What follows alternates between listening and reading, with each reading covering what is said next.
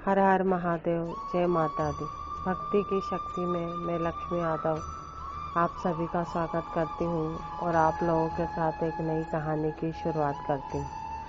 तो दोस्तों, ये कहानी भोले बाबा माता रानी के आशीर्वाद पर आधारित है और दो बहनों की कहानी। दो बहनों की कहानी इसको इसलिए कह सकते हैं दोस्तों, क्योंकि इसमें उन्हीं लोगों के बारे में, उनके साथ क्या क्या घटनाएं हुई, क्या क्या उनके साथ उनको अनुभव हुआ, उस सब का एक जिक्र है। तो चलिए दोस्तों, मैं शुरुआत करती हूँ। ये दो बहनें रहती हैं दोस्तों, जो पूजा पाठ करती है, जिसमें छोटी बहन जो रहती है उसका मतलब पूजा पाठ की तरफ इतना ज़्यादा रुझान रहता है दोस्तों कि वो बचपन से ही भगवान की सेवा में, माँ बाप के घर से ही मतलब पूजा पाठ का उसको बहुत शौक़ रहता है। बचपन से सब चीज़ करना, पूजा पाठ करना, जहाँ पर भी होना वहाँ जाके बैठना, माता पिता के साथ बैठना, या जहाँ पर भी उसको ऐसा कुछ दिखे वहाँ जाके वो सम्मिलित होने की कोशिश। शादी के बाद भी उसका ये व्यवहार जो रहता है वो चेंज नहीं होता दोस्तों। और जो बड़ी वाली रहती हैं दोस्तों, वो भी करती हैं, लेकिन वो मतलब इतना ज़्यादा नहीं कह सकती। कह सकते हैं कि जैसे नवरात्रि, शिवरात्रि, ये जो व्रत वगैरह आते हैं खास उसमें जैसे व्रत करना, पूजा पाठ करना और सुबह शाम का अपना पूजा पाठ करना, यही सब उसका रूटीन रहता है, लेकिन वो इतना ज़्यादा नहीं करती। और छोटी वाली का ऐसा रहता है दोस्तों कि जितना ज़्यादा उसके ऊपर परेशानियाँ आती है या दिक्कतें आती है, वो उतना ही मतलब ईश्वर पे और माता रानी पे उसको इतना ज़्यादा विश्वास अटूट रहता है उसका, कि अगर उसके ऊपर जितना दुख आता है वो उतना उनके करीब जाती है दोस्तों। वो सब उन्हीं को ही बताती है, उन्हीं से कहती है, और वो उन्हीं को अपने माँ बाप सब कुछ समझती है। वो सोचती है कि अगर हमारे साथ कुछ गलत हुआ है तो सुधारेंगे भी ईश्वर ही। ये उसके ऊपर ईश्वर की कृपा और माता का आशीर्वाद हो, जिसके कारण से वो स्त्री इस टाइप की रहती है। और जो बड़ी वाली रहती हैं दोस्तों, वो लोग थोड़े से ही दुख में और इसमें वो घबरा जाती है। अब दोस्तों, एक बार ऐसा होता है कि छोटी बहन उनके घर जाती है। अब उसके घर जाती है दोस्तों, कह सकते कि मिडिल क्लास फैमिली जो रहती है दोस्तों, उनके घर तो वैसे ही नॉर्मली थी, आम ही रहते हैं। लेकिन उससे भी ज़्यादा एक बार जब उसके माँ कुछ ट्रेजरी हुई रहती है, जैसे वहाँ पर उस जगह में, तो उसमें उन लोग भी रहते हैं, जिसकी वजह से उनको कुछ सरकारी मुआवजा मिला रहता है, जिससे उन लोग एक अपना छोटा सा मतलब घर अपना अच्छा ठीक ठाक ही कह सकते हैं बना लेते हैं, ईंटों का घर बना लेते हैं। लेकिन दोस्तों, स्थिति इतनी ज़्यादा वो रहती है कि इंसान कमाए और खाए, इसके अलावा ना वो उस घर का मतलब नीचे का ना उसको पलस्तर कर पाते हैं, ना उसका मतलब कह सकते टाइल्स वगैरह जो भी आप कहते होंगे वो सब नहीं कर पाते, जिसके कारण से नीचे में इतना ज़्यादा कच्चा गिट्टी मट्टी। अब मिट्टी का भी कच्चा भी इंसान कितना करेगा बहुत दोस्तों। बारिश में तो ये इतना ज़्यादा वो ख़राब हो जाता है कि जगह जगह से मतलब ख़राब दिखने लग जाता है कच्चा, और लीपने का भी कुछ इतना ज़्यादा वो नहीं रहता उसमें। तो दोस्तों, उसके घर में जब वो जाती, वो देखती वो स्थिति कि वहाँ पर मतलब ऐसी चटाई टाइप का बिछाया रहता है, जिसमें भी मतलब पूरा अधिकतर कई जगह तो वो गीला होता रहता है। इतनी ज़्यादा दयनीय स्थिति रहती है। और एक प्राइवेट होने के कारण से, उसके मिस्टर प्राइवेट जॉब करने के कारण से ना उनको किसी प्रकार का कुछ लोन की या किसी प्रकार का कोई हेल्प का ज़्यादातर वो नहीं, उसकी गुंजाइश नहीं रहती मदद की। कोशिश भी करते हैं, लेकिन शायद समय से उन्हें मिल नहीं पाता, या जो भी उनकी होता होगा दिक्कत, पर वो बहुत ज़्यादा वो रहती। ऊपर से दोस्तों, उनके उस औरत के ऊपर अपना कुछ कर्ज वगैरह वो लेडीज़ वाले जैसे पैसे वैसे ये सब ले लेते, वो भी हो जाता है, कर्जा वगैरह हो जाता है।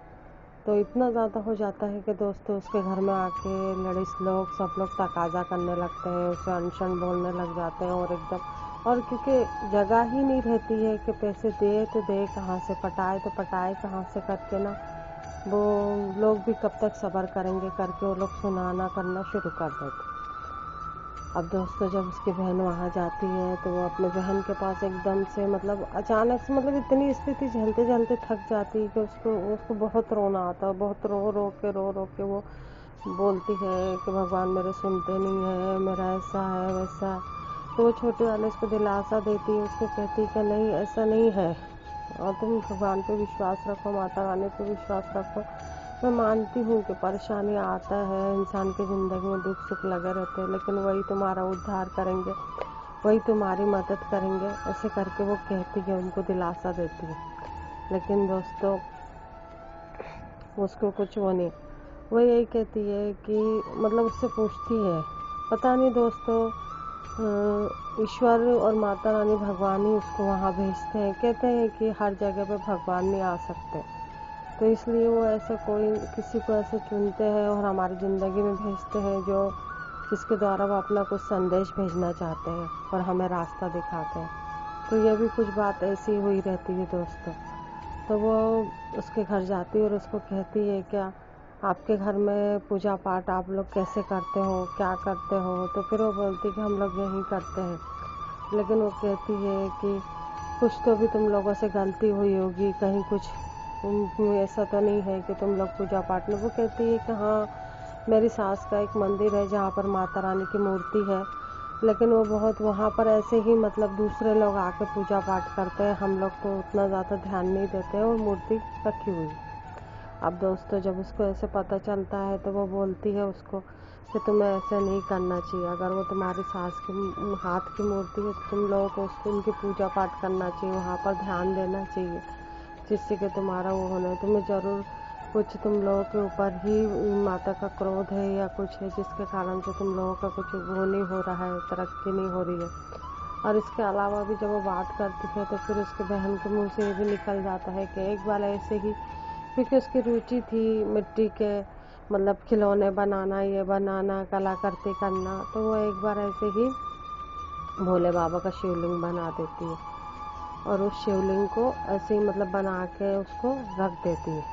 अब दोस्तों कहा जाता है कि अगर हम लोग जैसे अपना तीजा वगैरह भी करते हैं या व्रत में भी पार्थिव शिवलिंग जो भी बनाया जाता है तो उसे ठंडा करा जाता है, उसे विसर्जित किया जाता है। लेकिन किसी कारणवश कह दो या ऐसे ही मतलब कोई रास्ता बताने वाला नहीं या पूजा पाठ में ज़्यादा रुचि न होने की वजह से भी ये सब चीज़ें हमें पता नहीं चलती। वो एक बड़ा सा शिवलिंग बना के घर में ही कहीं किसी कोने में रख देती है, ना वहाँ पे उनकी पूजा पाठ हुई रहती है, ना उन पे जल चढ़ा रहता है, ना कुछ चढ़ा रहता है। अब दोस्तों बताइए, कहते हैं कि ईश्वर हर जगह नहीं जा सकते, इसीलिए वो किसी न किसी के द्वारा हमें वहाँ पर भेजते हैं और वो जानकारी देते हैं कि तुम लोग ऐसा करो जिससे कि तुम्हारा अच्छा हो, भला हो, और हमारी गलती को सुधारने की कोशिश करते हैं। तो दोस्तों जब उस औरत को पता चलता है तो वो एकदम गुस्सा होती है और कहती है कि तुमको एक तो पहली बात तो तुम्हें इतना बड़ा शिवलिंग बनाना ही नहीं था, और यदि बनाना था तो उसकी पूजा पाठ वगैरह का ध्यान रखना चाहिए, उसको कैसे किया जाता है तुम्हें कुछ पता नहीं है। तो फिर वो स्त्री बोलती है, ठीक है अब जो हुआ सो हुआ, अब मैं जो बताती हूँ तुम वैसे ही करना, ऐसे करके उसकी बहन को बोलती है। और दोस्तों वो एक बाबा की मूर्ति रहती है, छोटी सी शिवलिंग जो घर में, वहाँ पर जाकर उन लोगों के लिए प्रार्थना करती है और बोलती है, बाबा मैं जो आप मुझे रास्ता दिखाओगे मैं इनको बताऊंगी, माता रानी तो अगर जो रास्ता आप लोग दिखाओगे मैं इनको बताऊंगी तो उसमें इनका भला होना चाहिए, अच्छा होना चाहिए, जिससे कि मेरी बात रहे, वरना फिर तो कोई मतलब का नहीं है। आप मुझे जैसा रास्ता दिखाओगे, जैसी बुद्धि दोगे, वही मैं इन लोगों को बताऊंगी। तो दोस्तों वो उनको बोलती है कि अब आप जो हुआ सो हुआ, अब आप आज से माता रानी के मंदिर में जाओगे, माता रानी के स्नान कराओगे, श्रृंगार कराओगे, पूजा पाठ कराओगे, मंदिर की सेवा करोगे, और जो शिवलिंग है उस शिवलिंग को स्थापित करोगे मंदिर में साइड में, जो जैसे भी बने तुमसे, पैसे है तो अच्छे से कर कीजिए और नहीं है तो जैसे भी थोड़े बहुत अपने जैसे अपनी स्थिति के अनुसार उनको एक स्थान दीजिए। और उसके बाद वहाँ पर वहाँ पर तुम्हें स्थापित करना पड़ेगा, तुम्हें भोले बाबा का अभिषेक करवाना पड़ेगा, पूजा पाठ शुरू करना पड़ेगी और मतलब उनकी पूजा पाठ रोज़ शुरू करना पड़ेगी। उनका जो जो चीज़ शिवलिंग के ऊपर चाहिए, कलश, जल वगैरह सब तुम्हें वहाँ पर करना पड़ेगा। ऐसे करके वो अपने बहन को बोलती है। दोस्तों, वो लोग वैसे ही करते हैं।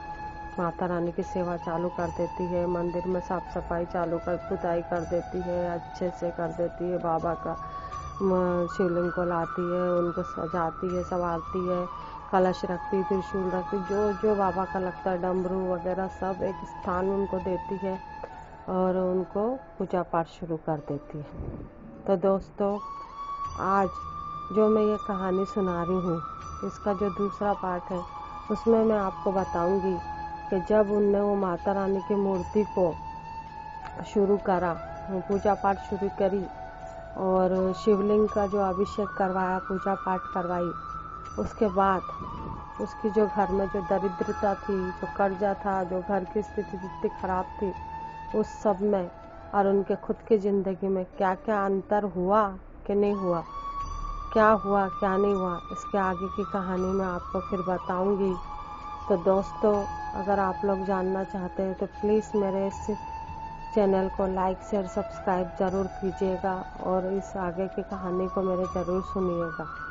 दोस्तों, मैंने पहले भी कहा है और अब भी यही कहती हूँ दोस्तों कि ऐसा नहीं है कि मैं बहुत अच्छे कंटेंट बनाती हूँ या मैं बहुत अच्छा कहती हूँ, लेकिन दोस्तों मैं जब भी कुछ भी बताती हूँ तो जो ईश्वर की सच्चाई, जो कहानी जो सच्चा रहता है वही मैं बताती हूँ दोस्तों। तो अगर आप लोगों को मेरी कहानी अच्छी लगी और सच्ची लगी तो प्लीज़ मेरे चैनल को लाइक शेयर सब्सक्राइब कीजिए और बेल आइकन का बटन दबाइए। मुझे ईश्वर के आशीर्वाद की और आप सबके साथ की बहुत ज़रूरत है। धन्यवाद। जय माता दी।